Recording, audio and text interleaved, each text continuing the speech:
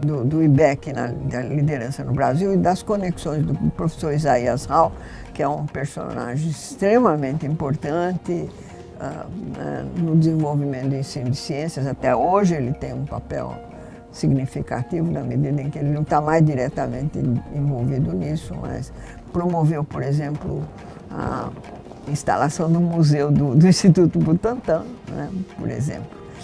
E por conta dessas relações que ele tinha, etc., quer dizer, quando os americanos resolveram envolver outros países na produção do material, na difusão desse material, convidaram o IBEC. O que ficou foi o Sputnik. Quer dizer, todo mundo fala que os projetos nasceram por causa do Sputnik.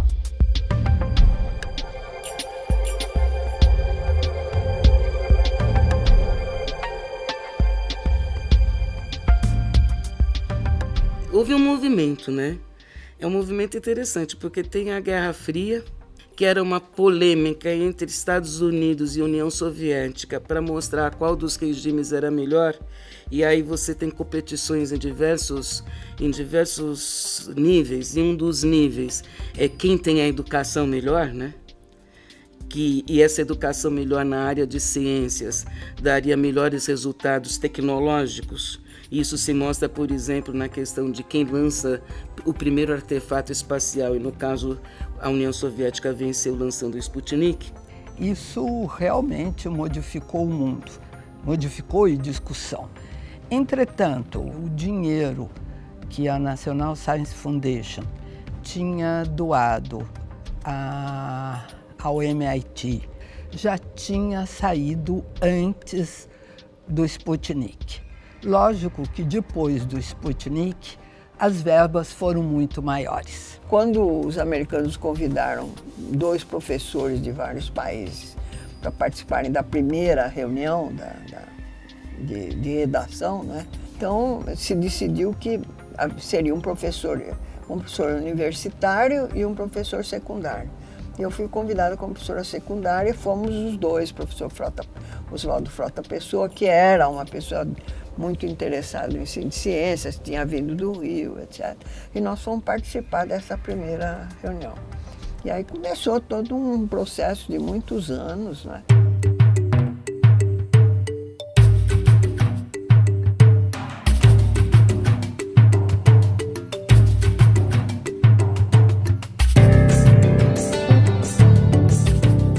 Primeiro se fez o PSSC, Physical Science Study Committee, para a área de física, e depois foi feita a de biologia e a de química.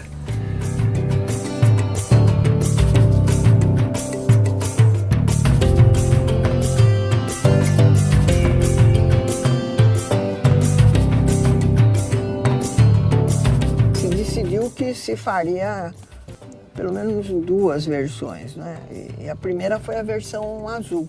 E trabalhávamos os 2, o professor Oswaldo Frota Pessoa, né, que era professor de biologia na Universidade de São Paulo, no departamento, na época, departamento de História Natural, depois de Biologia, e na produção da versão verde. Foi necessário, né, procurar exemplificar com nossa fauna e flora, com as referências, por exemplo, do Darwin, quando ele teve, né, nos livros aparece, nós fomos procurar saber o que ele falou na Bahia, quais eram os comentários para inserir, para dar esse caráter mais claramente brasileiro ao livro, né? O que é física e o que é ensinar física vem numa discussão dos grandes cientistas, e eu falo cientistas não só de físicos, mas pedagogos e psicólogos.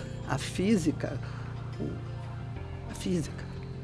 ciência, é feita de uma resolução de problemas, a resolução da natureza, a resolução do problema. O ensino era muito dirigido, quer dizer, era aquela coisa dura, já feita, que não tinha problema nenhum. Quando eu comecei a dar aula, você tinha aula de botânica e de zoologia. E no terceiro ano é que você tinha biologia geral. E que você começava a dar um pouquinho de genética mais elementar mesmo, né? Então é uma mudança essencial. Me lembro de uma aula que eu dava aqui de efeito Doppler, que enchia a pedra de fórmula. E daí dizia, olha, vocês estão vendo? Isto é o som da ambulância que passa. Olha, quando está atrás é um som, na frente outro. Olha a equação como são diferentes. Lógico, nem ela nem eu via. Então, primeiro o indivíduo decora a tabela periódica, depois decora um monte de fórmulas de concentração de soluções, depois, sei lá, decora um monte de contas lá para fazer cálculo de massa de alguma coisa. Ele não vê relação nenhuma entre uma coisa e outra. Então, o que eu acho que era a grande inovação é que na hora que você vai construindo as ideias de uma forma mais organizada e pensando em problemas, os conceitos vão se construindo de uma forma que faz sentido e os próprios modelos fazem sentido. Eu trabalhava no IBEC, eu depois passei a ser diretora do CECISP, né? E o CECISP era um centro de treinamento de professores de ciências e na época foram fundados centros nas maiores cidades brasileiras. Tivemos um papel importante na liderança desse movimento, os professores, havia cursos aqui, o pessoal vinha inclusive para conhecer o material, para difundir, para participar, em alguns casos, da confecção de outros materiais que nós fomos produzindo. Então você fazia todos os experimentos, discutia os princípios que norteavam a concepção do material, em que contexto que ele havia sido produzido e tudo isso. Então a primeira coisa do livro, você professora, é que você abre o livro e não tem fórmula. Então era muito diferente, não só o como, mas o que se dava.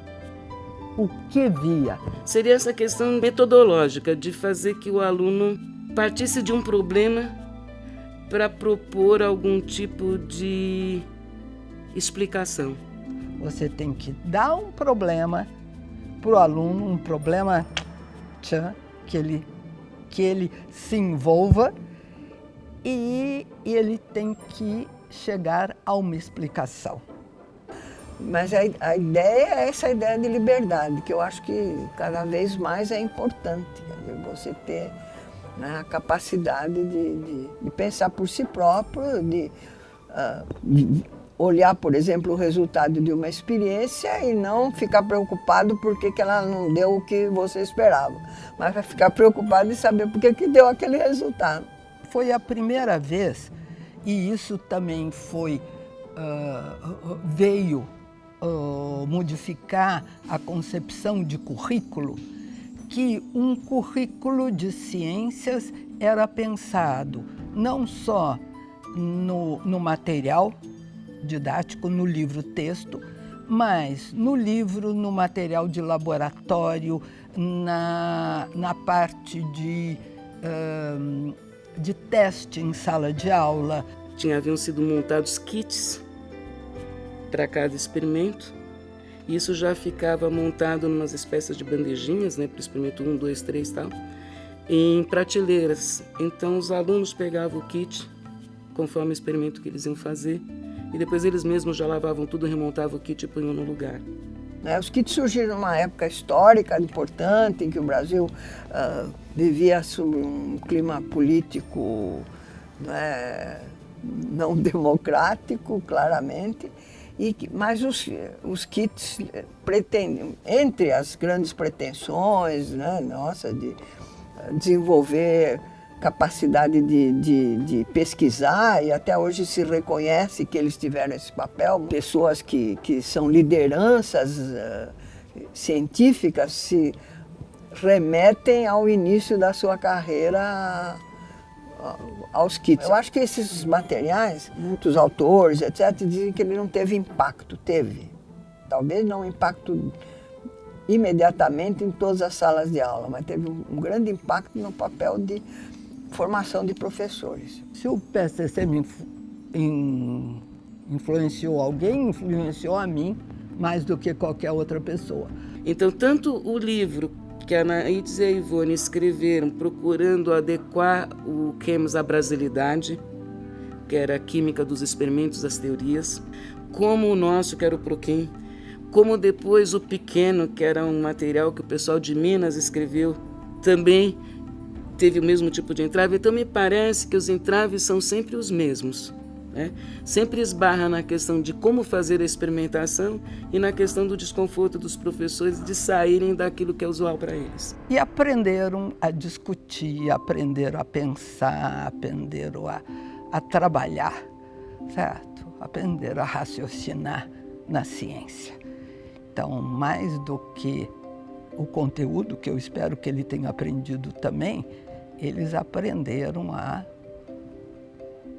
ciência, o que é a ciência.